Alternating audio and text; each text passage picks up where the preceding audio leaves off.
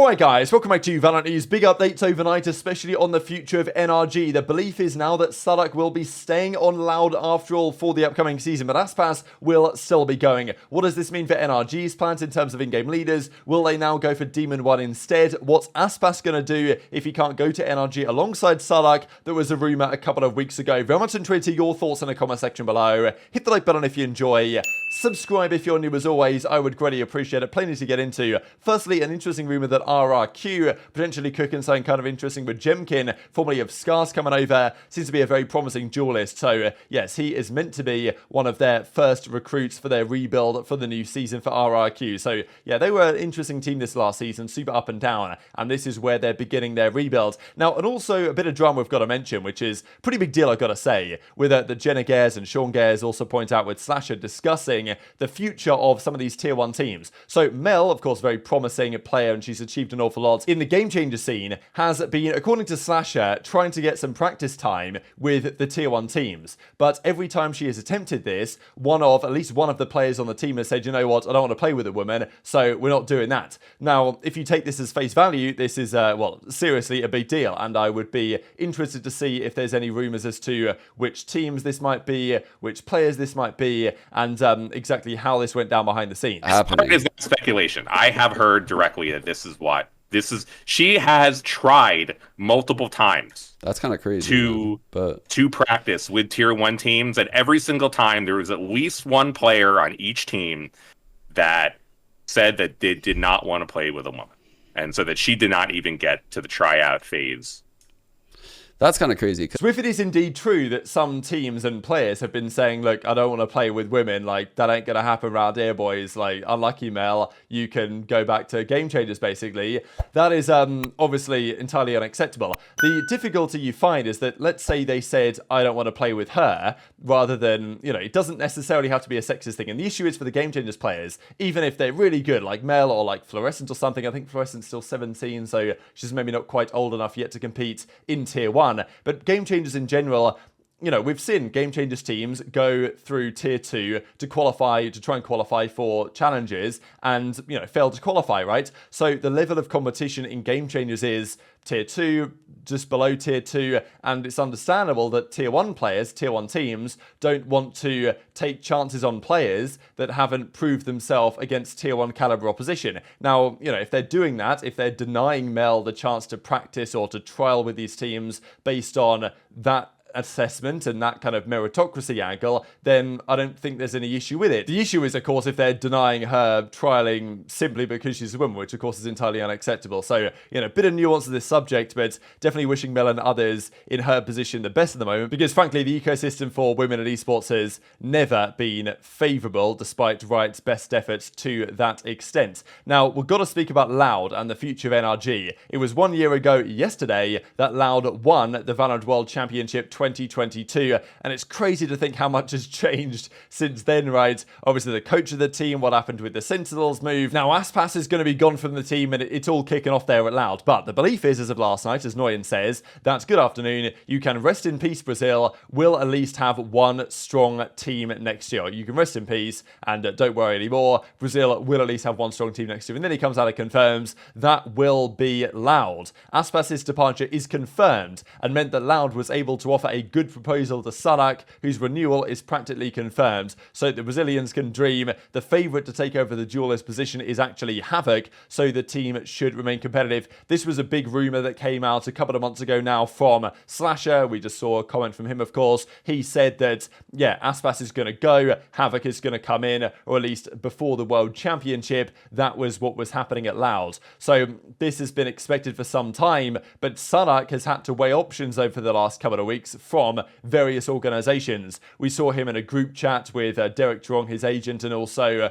with NRG's coach Chet. So we thought there might be something happening there, and it feels like that is now no longer going to be the case. And I guess with Aspas gone, because I think his contract will doesn't end Aspas, so it's not like they got a buyout for him, but they, I guess, will pay Havoc a lower salary as a brand new rookie player than they paid Aspas, and therefore they can afford to give a slightly better proposal to Saadhak to keep him around. Now, the issue that this raises, of course, for other teams is what's going to happen with NRG now, because Saadhak was looking like a very promising candidate for them. They have a great core over there. Victor, Crashies are going to stay, we think, even though there was some weird rumor that Crashies are going to go to Global Esports, but I'm not sure I quite buy that one. Then Marved is coming in, we think, from Sentinels. That is almost confirmed, but, you know, I don't think Marv's going to in-game lead. I don't think he necessarily wants to, but he could, depending on the outcome of the team. And this is where it comes back to the whole EG discussion. If Saadhak is not going to NRG, which was the leading rumor in the in-game leadership role, we know that FNS is not going to do it anymore.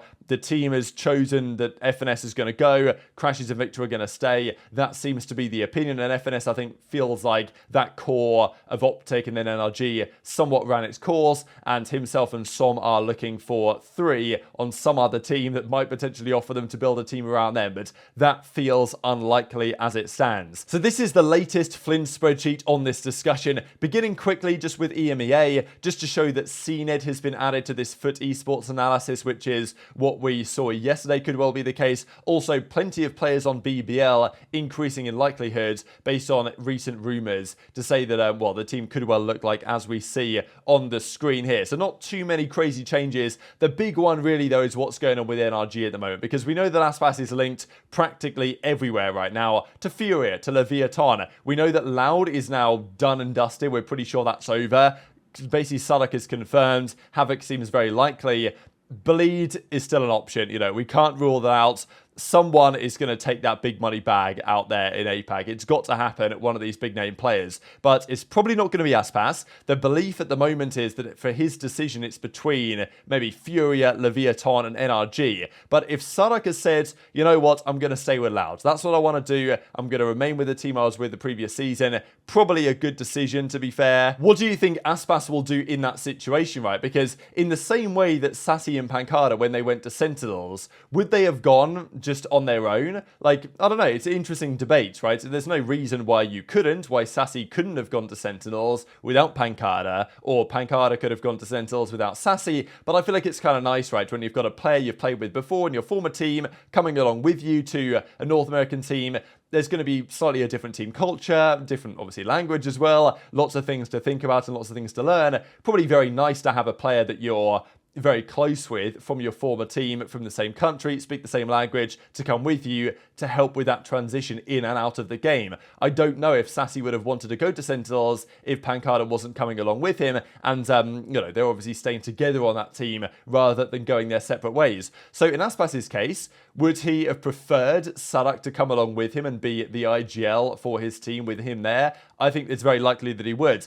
My expectation is that Aspas, the chances of him to NRG probably decrease now, because if there's another IGL, and we don't know who that would be, to be honest, because we've talked about Valin, in fairness, but Valin's going to stay on G2. We've talked about John QT, he's going to stay on Sentinels, and FNS is, you know, that ain't going to happen anymore, it seems, unless they have a drastic change of heart on NRG. So I think this reduces the chance of Aspas as well, and probably increases the chance of Leviathan Aspas, I would say, right now, might be the most likely team for him. Then, though, it raises the question, what does NRG do instead? We saw the rumor a few days ago now of the Evil Geniuses NRG crossover. That then got reversed a little bit, and actually we see here on Flynn's spreadsheet that it's Demon 1, Jorgamo, Ethan, Com, potentially with Screwface, instead of Booster, who's going to go to 100 Thieves. But that's very much up in the air. And if Aspas and Saadhak are now gone, then the rumour of Demon 1 and Ethan to NRG now gains a lot more weight, right? So I think there's a good chance we see something like this again, that if Aspas doesn't go to NRG, Demon 1 is gotta be the man that they want, surely, in this case. Unless they want to get Ye, which is also possible, I don't know. But yeah, so I think that makes things very interesting in terms of the future of NRG especially. And if they brought Ethan in as well, then there's questions who's going to be the in-game leader. So yeah, that is the latest update on the NRG side. And as Lembo says, yesterday Leviathan announced that everything is ready for his part in the negotiations with Aspas with the new VALORANT roster. The player will decide, Aspas, over the coming days between the offers, and he puts Aspas, Leviathan, NRG, Furia as the 3 that he's considering here, it seems, unless the bleed thing is even possible. I think of the 3, Leviathan's the most likely candidate right now. Also, just to look at here, the Leaf situation, because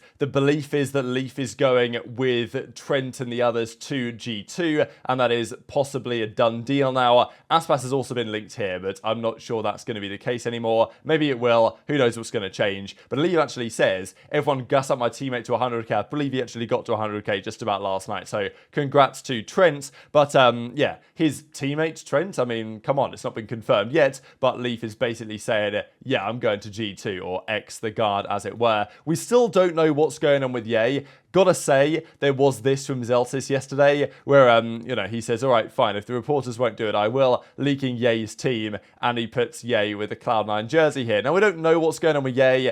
We have seen that players in the last couple of weeks have effectively leaked rosters that look like just bait tweets for impressions, and actually it turns out to be true. And to be honest, right, all these rumors that, the leakers, they know where Ye's going to go, but yet they don't want to say because it's too surprising.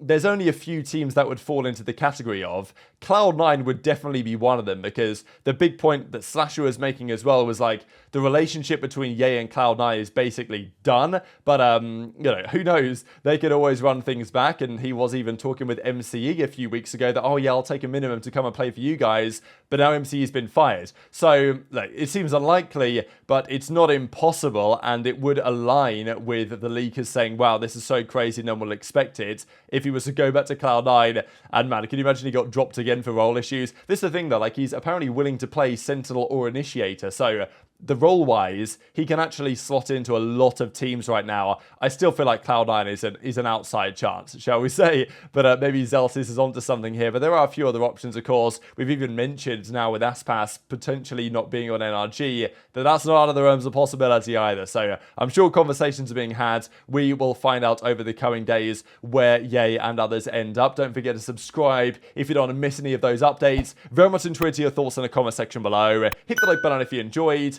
Take care of yourselves, and I'll see you next time.